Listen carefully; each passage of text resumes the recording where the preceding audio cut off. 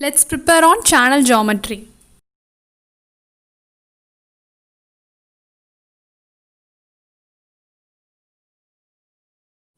So today we are going to see about the channel geometries of the channel flows. So first let us study these topics, that is hydraulic depth and hydraulic radius. So what are these hydraulic depth and radius? Okay. So first, hydraulic depth means it is nothing but it is the ratio of the wetted area to the top width. Okay, it's not the whole area, it's the wetted area. So for example, if you take a diagram like this and the water is filled here, okay, so this may be your soil or something. So this area, this area which is covering the water alone, so that will be taking as the wetted area, and top width means this width alone, that will be taking us T, and perimeter means it is the wetted perimeter, so along this curve. So as this is a irregular shape, you may not easily get connected here. So if this is a rectangle here and the water level is up to this, means this will be your top width, this area only will be your wetted area. Okay, it's not the whole area, and the wetted perimeter is only from this. So this is all about your A, T and P that we are using here in hydraulic depth and radius. So this hydraulic depth is denoted as D, which is equal to A by T, and hydraulic radius or hydraulic mean depth, both are same only. So in some cases they will be mentioning it as M also, so both are same, don't get confused. Hydraulic radius R or M will be equal to the wetted area to the wetted perimeter. So this basic concept we will be studying for different types of channels, so this is an important topic. So here the first section, let us take as rectangular section. So for rectangular section, D, that is your hydraulic depth, D is equal to wetted area by top width. So what is the wetted area here? It is B into Y will be your area. So B into Y divided by the top width. Top width is B. So you will be getting Y as the answer here for this D.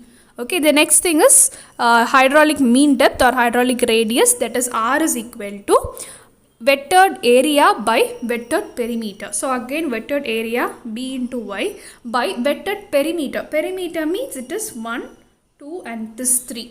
So these things you have to add, that is B plus 2 into Y. So this will be your wetted perimeter. So here for a very wide rectangular channel, Y will be much less. So you just imagine a real channel flow that is happening, means the wideness will be more. If the wideness is more, what happen? The water level will be very low. Okay, so if the water level is very low, means this Y will be very low, so they will be neglecting this Y. When compared to B, it is very small, so it is neglected. So you will be getting By by B alone. Again you will be getting the R as Y only. So this is all about your rectangular channel. For this channel alone, both the hydraulic depth and hydraulic radius will be same, that is Y. The next thing is your triangular channel. So here for triangular channel, angle is given and also the slope also will be taking. The slope of that channel is taken as M. Okay, so based on this, if you calculate, means you will be getting Y by 2 as your hydraulic depth and Y by 2 root 2 as your hydraulic mean depth. Okay, so for everything, if I was telling the area perimeter calculation, means it will take a long time, so that is actually not necessary for our exams also. So let us directly study the values alone. If you want to check, means you can do it on your own and check whether the answer is coming or not, like that. Okay, so here this D will be equal to Y by 2 and R will be equal to Y by 2 root 2.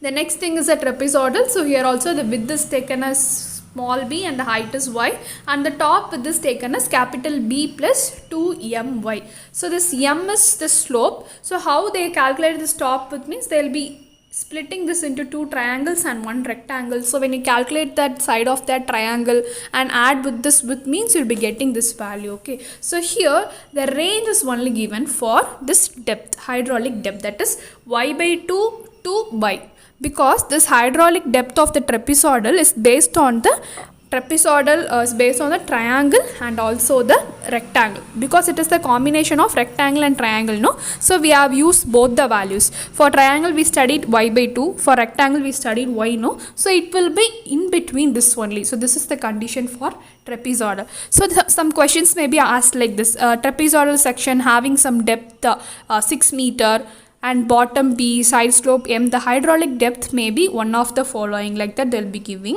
So only the depth is given in the question as 6 meter. So you can calculate 6 meter means that is the depth of the water. So it will be 6 by 2, that is 3 meter, 2y, so 6 meter. So the answer will be between 3 to 6 meter only. So this is what you can identify. And if this type of question is asked means out of the 4 options only one option will be in between 3 and 6. So you can choose that answer.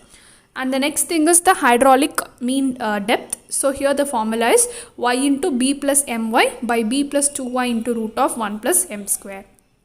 And then it is the circular channel running partially. So partially means it will be below the radius also. Okay, so here, this is your radius here.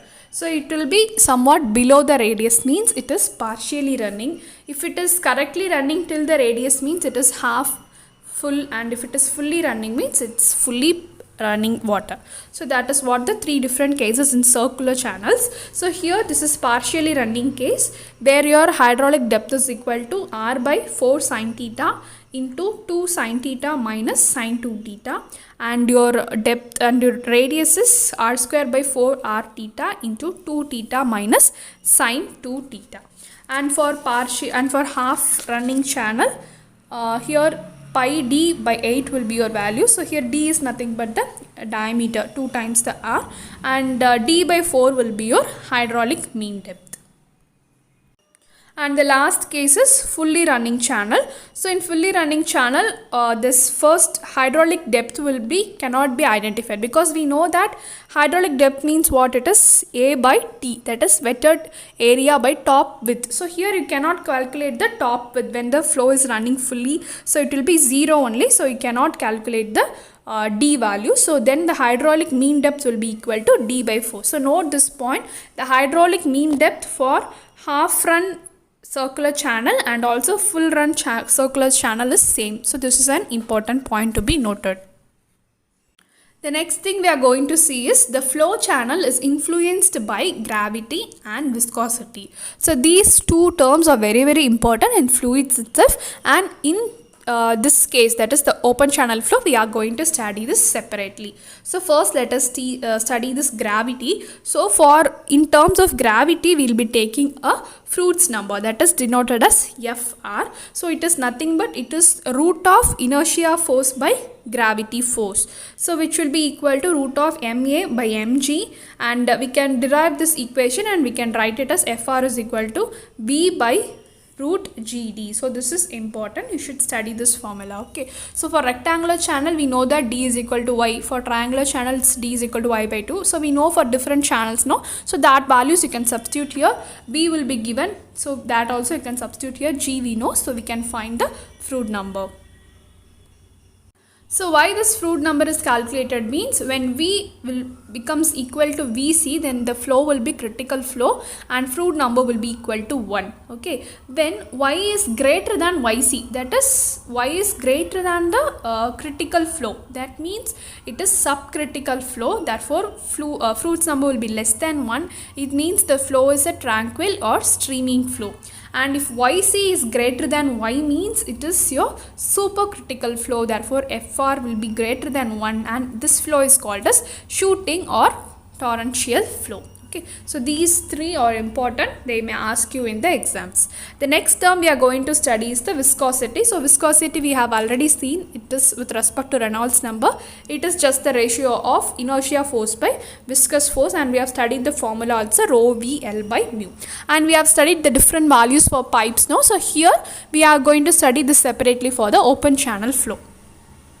So for open channel flow, Re will be less than 500, then it is a laminar flow. For transitional flow, Re will be between 500 to 2000, and if it is greater than 2000 means it is a turbulent flow in the open channel.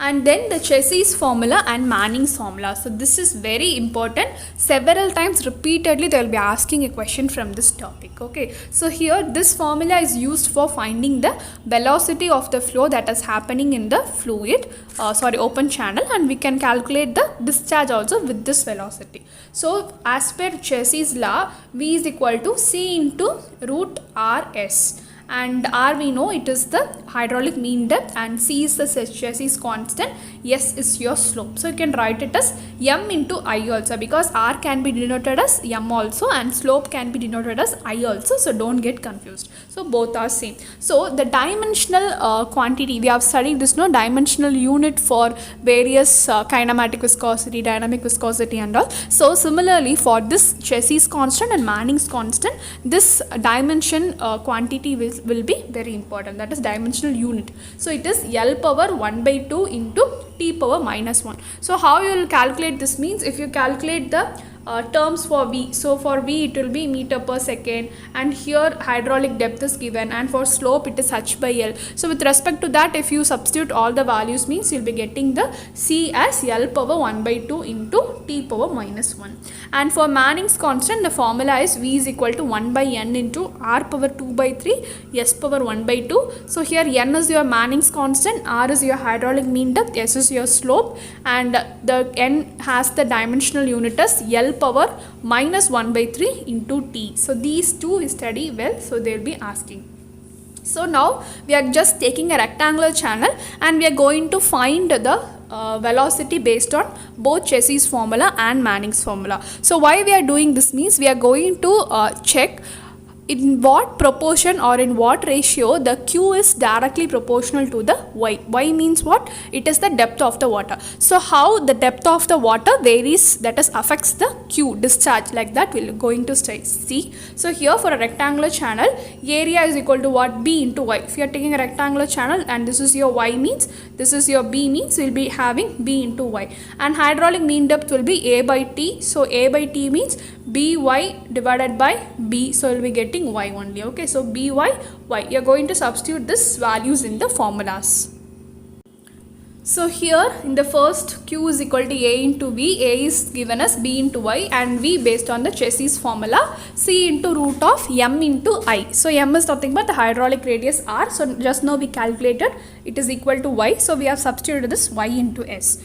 So here if you calculate the Y terms means, it will be in the terms of Y power 3 by 2, because here we are having one Y and here it is Y power 1 by 2. So when you multiply it, when you add it, you will be getting Y power 3 by 2. Okay. So keeping the other terms as constant, we can tell that the discharge will be directly proportional to Q power 3 by Y power 3 by 2.